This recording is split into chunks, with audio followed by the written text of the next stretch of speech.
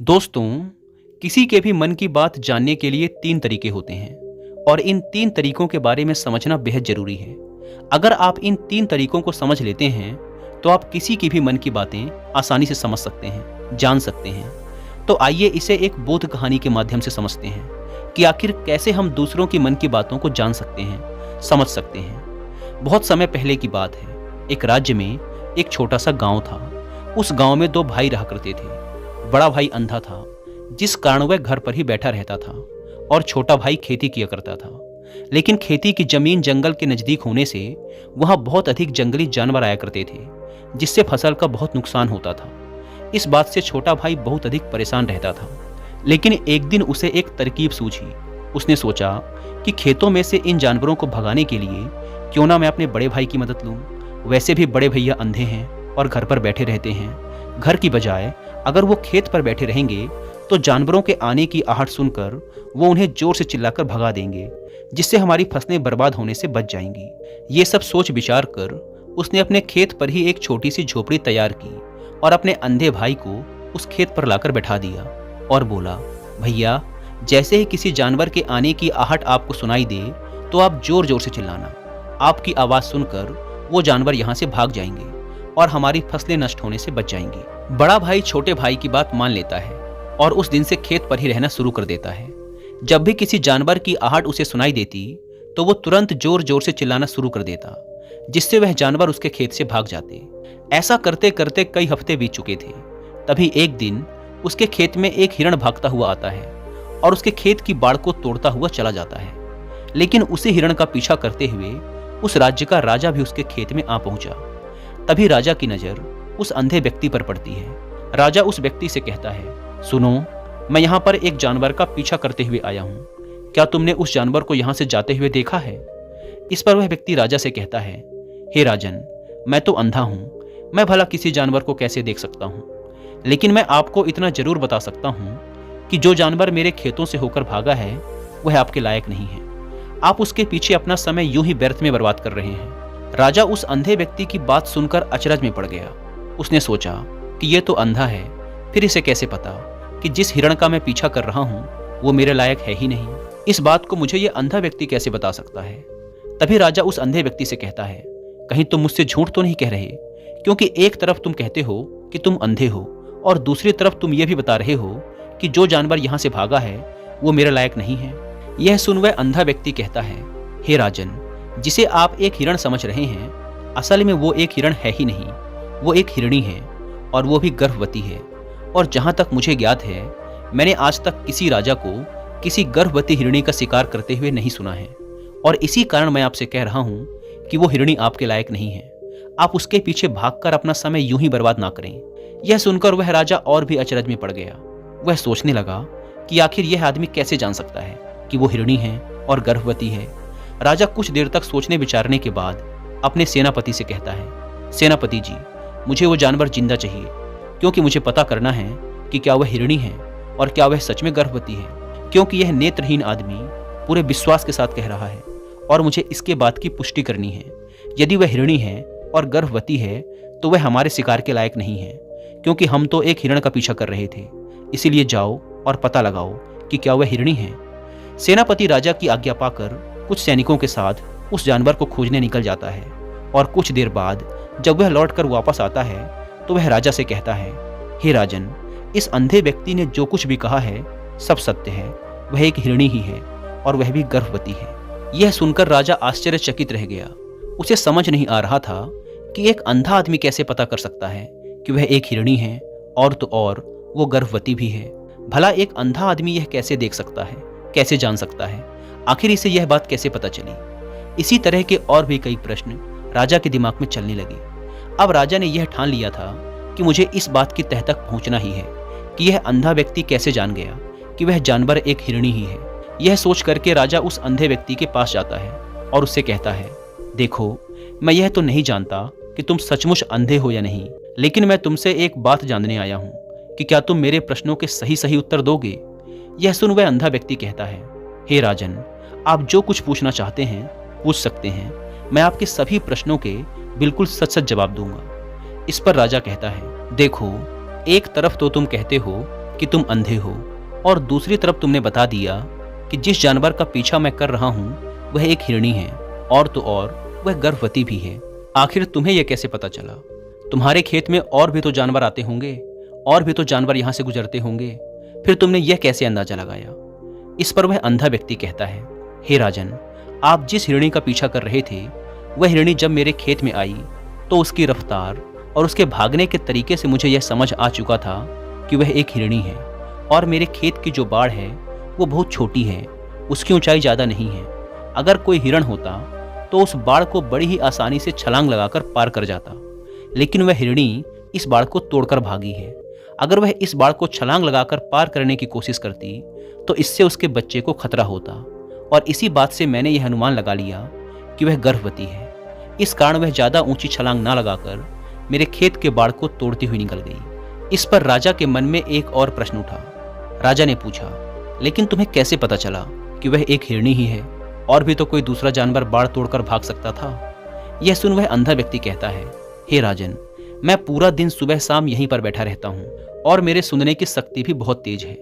मैं केवल जानवरों के चलने के तरीके से यह भांप जाता हूँ कि कौन सा जानवर मेरे खेत में आया है, और फिर उसी के आधार पर मैं जोर जोर से चिल्लाता हूँ ताकि वह जानवर मेरे खेत से भाग जाए और मेरी फसलों को नुकसान न पहुंचा पाए। राजा उस अंधे व्यक्ति के ये जवाब सुनकर पूरी तरह से संतुष्ट हो चुका था। वो मन ही मन ये सोच रहा था कि आदमी भले ही अंधा हो, लेकिन ये तो बड़ा बुद्धिमान मालूम पड़ता है। इस आदमी से कुछ न कुछ तो काम निकलवाना ही चाहिए। यही सोचकर राजा उस अंधे व्यक्ति को साथ लेकर अपने महल की ओर लौट आता है। राजमहल पहुंचते ही राजा उस अंधे व्यक्ति से कहता है, आप तो बड़े ही बुद्धिमान व्यक्ति हैं, आपको किसी भी बात का पता बड़ी ही आसानी से चल जाता है। आज मैं आपको महल इसलिए लेकर आया हूँ क्योंकि मैं आपसे ये जानना चाहता हूँ कि मेरी पत्नी पतिव्रता है या नहीं। यह सुन वह अंधा व्यक्ति कहता है, हे राजन, ये कैसा प्रश्न हुआ? इस पर राजा कहता है, मैंने आपसे बिल्कुल उचित प्रश्न किया है, आप बस मुझे इस प्रश्न का उत्तर दीजिए। इस पर वह अंधा व्यक्ति कहता है, हे राजन, ये सारी बातें छोड़िए, आपकी शादी को इतने वर्ष बीत चुके हैं, और अब आप ये बातें क्यों जानना चाहते हैं? आपके दिमाग में ऐसे प्रश्न क्यों उठ रहे हैं? यह सुन राजा थोड़ा क्रोध करते हुए कहता है, देखिए, आपको मेरे इस प्रश्न का उत्तर तो देना ही पड़ेगा। यदि आप मेरे इस प्रश्न का उत्तर नहीं देते तो मैं आपको मृत्यु दंड दे दूंगा। राजा के मुख से ऐसी बातें सुनकर वह अंधा व्यक्ति कहता है, हे राजन, यदि आप इस प्रश्न का उत्तर जानना ही चाहते हैं तो उसके लिए आपको मेरा एक काम करना होगा। राजा ने कहा, बताओ मुझे क्या करना होगा?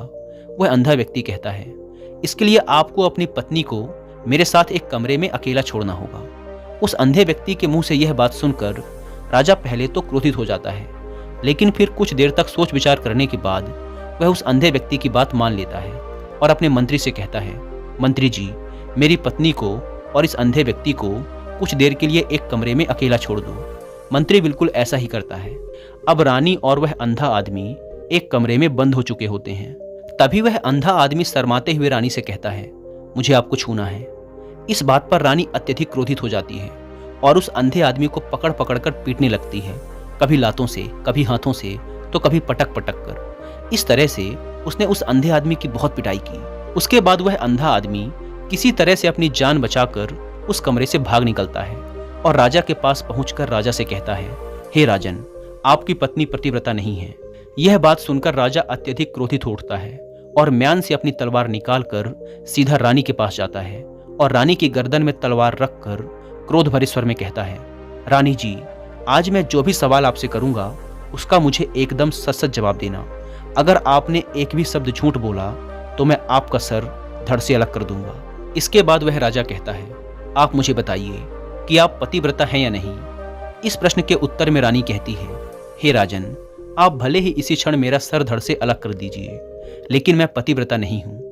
राजा यह बात सुनकर बहुत प्रसन्न हुआ क्योंकि उस अंधे आदमी ने जो कहा था वह एकदम सच निकला। यह बात सुनकर राजा तुरंत ही उस अंधे आदमी के पास पहुंचता है और उस अंधे आदमी से कहता है, तुम्हें कैसे पता चला कि मेरी पत्नी पतिव्रता नहीं है? यह सुन वह अंधा व्यक्ति कहता है, हे राजन, बड़ी सीधी सी बात है।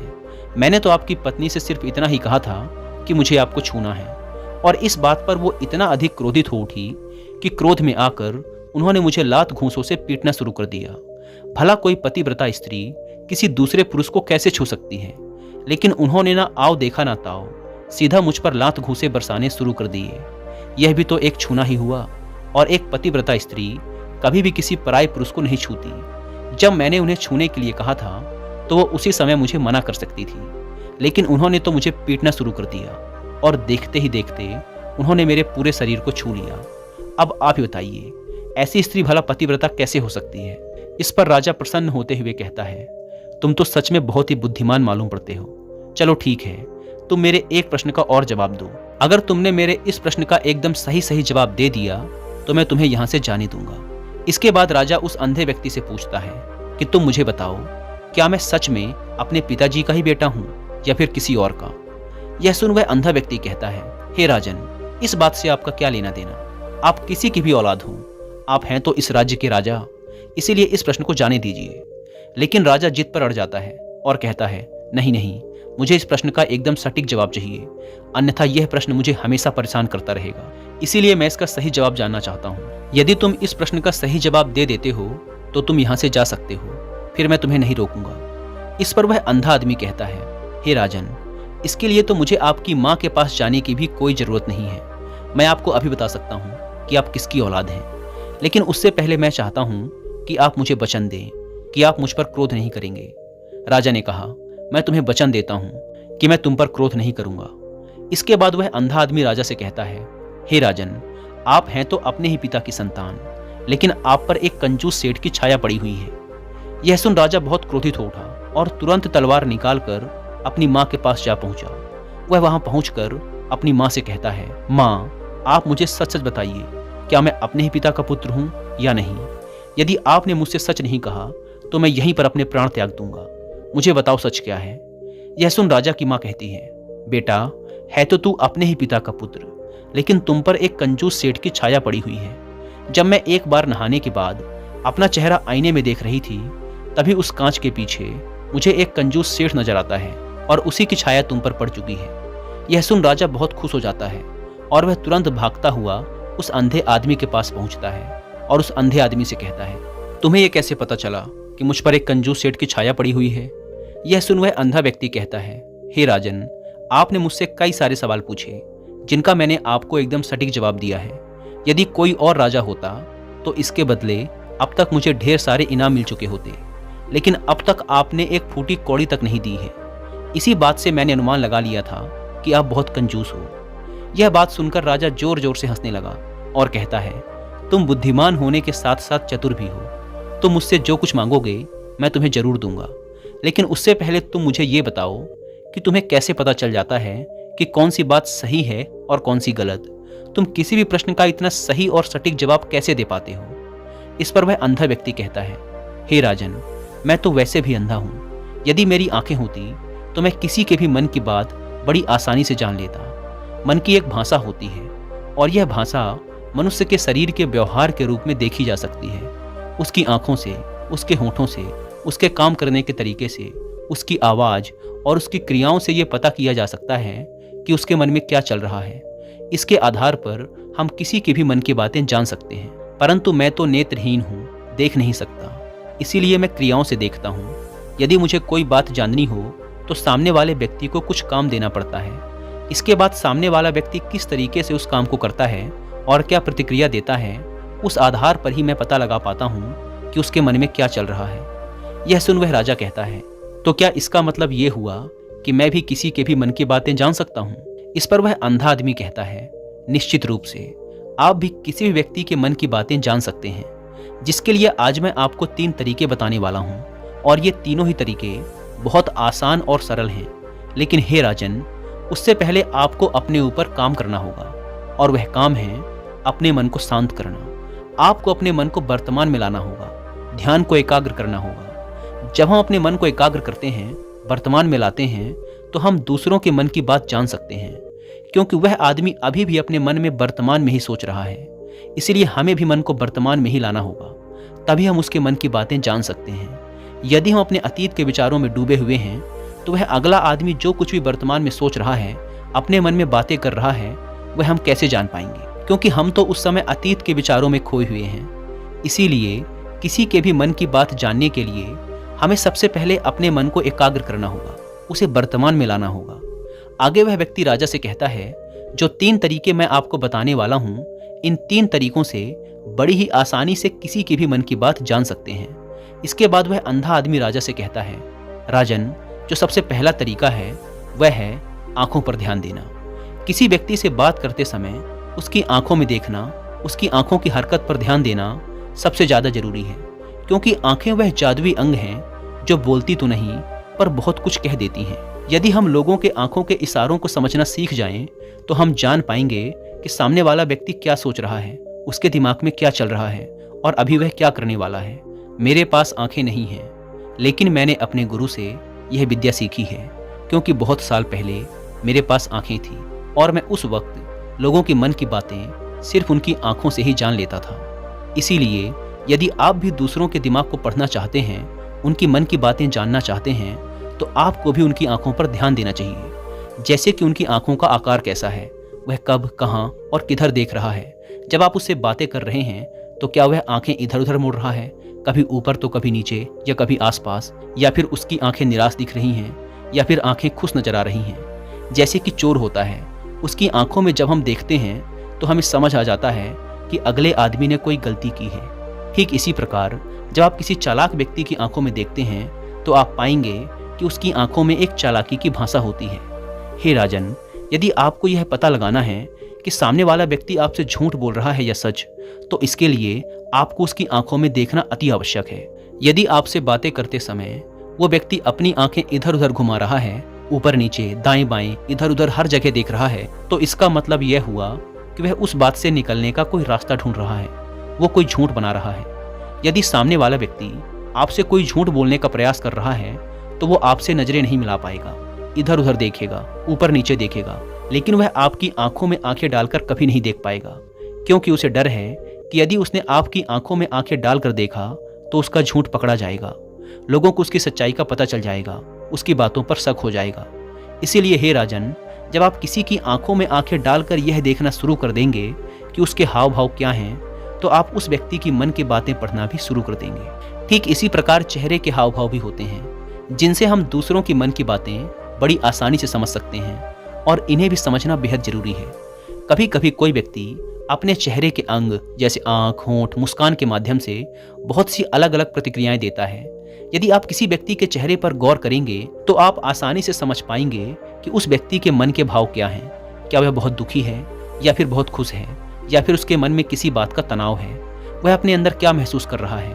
ये सारी बातें हम उसके चेहरे के हाव भाव से पता कर सकते हैं। फिर चाहे सामने वाला व्यक्ति अपनी जबान से कुछ बोले या ना बोले, लेकिन आप उसके चेहरे से सब कुछ पता कर सकते हैं। आगे वह व्यक्ति राजा से तीसरा तरीका बताते हुए कहता है, हे राजन, इसी प्रकार तीसरी भाषा भी है, और वह है हाथों के इशारे और शरीर का व्यवहार। मन की बात समझने के लिए हमें हाथों के इशारे और शरीर के व्यवहार को समझना बेहद जरूरी है। कोई इंसान जब बात करता है तो आपने देखा होगा कि वह अपने हाथों को हिलाता रहता है, अपने हाथों से इशारा करता रहता है। बातों के साथ साथ उसके शरीर की जो चाल है उसका भी पूरा प्रयोग करता है, जिससे हमें यह अनुमान लगता है कि वह व्यक्ति हमारी बातों में कितनी रुचि ले रहा है और उसके दिमाग में क्या चल रहा है। शरीर के व्यवहार को देखने के लिए उसके हाथ मटकाने, शरीर मटकाने, चेहरे पर बार बार हाथ लगाने, हाथों का एक दूसरे से मसलना जैसी बहुत सी क्रियाएं हैं जिन पर हमारा ध्यान देना आवश्यक है। मन की बात को समझने के लिए हमें शरीर के व्यवहार को भी समझना पड़ता है।